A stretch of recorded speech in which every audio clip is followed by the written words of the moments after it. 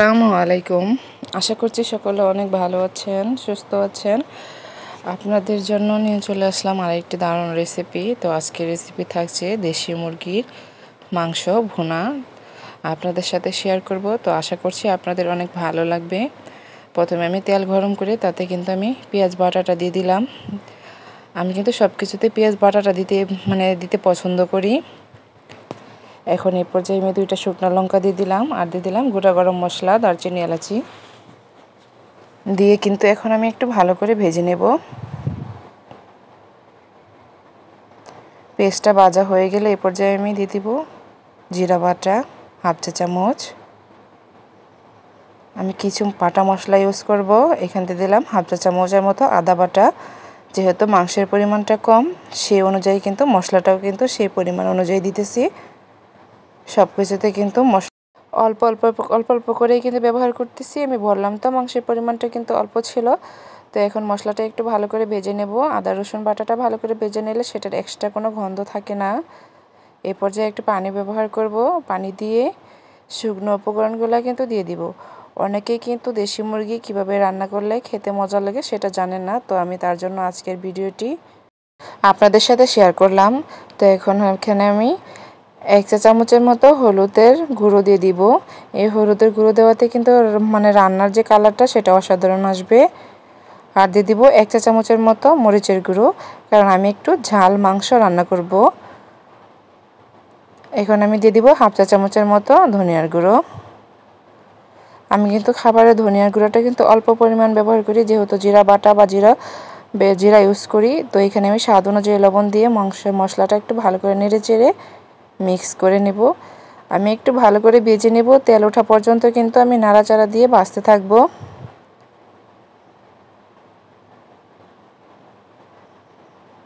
মশলাটা ভালো করে ভেজে নিলে কিন্তু খাবারের স্বাদটা আর যে ফ্লেভারটা বের হয় সেটা কিন্তু অসাধারণ। যারা নতুন আছেন, যে রান্না করতে রান্না শিখতেছেন, দেখে দেখে রান্না করেন, তাদের জন্য কিন্তু খুব ইজি একটা রেসিপি। ভালো করে মশলাটা কিন্তু আমি একটু ভেজে নেড়ে চেড়ে নিলাম। এখন আমি ধুয়ে পরিষ্কার করে রাখা মাংসের পিসগুলো দিয়ে দিব।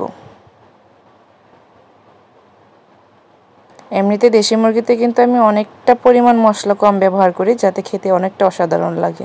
এখন মাংসটা মশলার সাথে ভালো করে মিক্স করে নেব। একটু নেড়ে চেড়ে দিলাম। নেড়ে চেড়ে মশলার সাথে মাংসটা মিশিয়ে একটু হালকা কষিয়ে নেব। কষানোটাই হয়েছে কিন্তু আসল। ভালো করে কষিয়ে যেটাই রান্না করেন না কেন খেতে কিন্তু দারুণ লাগে। আমি একটু পানি দিয়ে সেটা কিন্তু হালকা কষিয়ে নেব।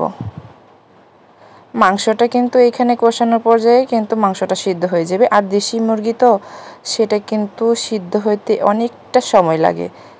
তো আমি একটু হালকা আঁচে রান্না করব, যাতে মাংসটা কষানোর মাঝখানে সিদ্ধ হয়ে যায় আর অনেকটা মশলা মাংসতে ঢুকে যায়। দেখেন আমি কিন্তু ভালো করে কষিয়ে নিলাম। এখনও কিন্তু অনেকটা পানি উঠেছে, তো সেই পানি দিয়েই কিন্তু আমি মাংসটা কষিয়ে নেব।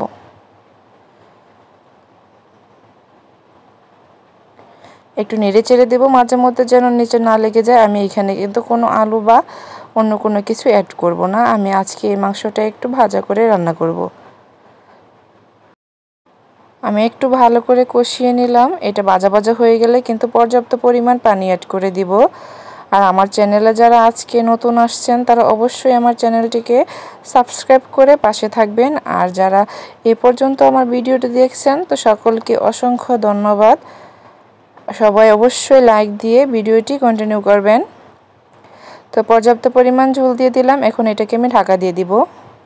প্রতিদিন ফ্যামিলিতে যা কিছু রান্না করি তার টুকিটাকি ভিডিও করে আপনাদের সাথে শেয়ার করতে আমার খুবই ভালো লাগে। আশা করছি আপনাদের অনেক অনেক ভালো লাগবে। অনেকটাই কিন্তু রান্না প্রায় হয়ে গেছে, বলক উঠে আসছে। তো এটা আমি ঢাকা দিয়ে একদম পানিটা শুকিয়ে নেব। আমি কিন্তু অল্প আঁচে রান্না করতেছি, যাতে মাংসটা অনেকটা সিদ্ধ হয়ে যায়। তো আমি রান্নাটা শেষ করব, ভাজা ভাজা করে নেব। দেখেন আমার রান্নাটা হয়ে গেছে। গরম গরম রান্নাটা কিন্তু আমি পরিবেশন করে নিলাম। আমি কিন্তু দেশি মুরগির মাংসটা কিছুটা কিন্তু প্লেটে বেড়ে আপনাদের সাথে আমি শেয়ার করতেছি। আমি কিন্তু এইভাবেই রান্না করছি। আপনারা চাইলে কিন্তু বাসায় এইভাবে রান্না করে খেতে পারেন। এটা দেখতেও যেমন অসাধারণ হয়েছে, খেতেও কিন্তু অতি সাধারণ হয়েছিল, যা বলার মতো না। সেটা কিন্তু সাদা ভাত বা পোলাও দিয়ে খেতে কিন্তু অসাধারণ লেগেছিল। আপনারা চাইলে বাসায় ট্রাই করবেন। সবাই ভালো থাকবেন, সুস্থ থাকবেন। যারা আমার ভিডিওটি দেখছেন তাদের জন্য অনেক অনেক অনেক ভালোবাসা। আজকের মতো এখানে, সবাই ভালো থাকবেন। আল্লাহ হাফেজ।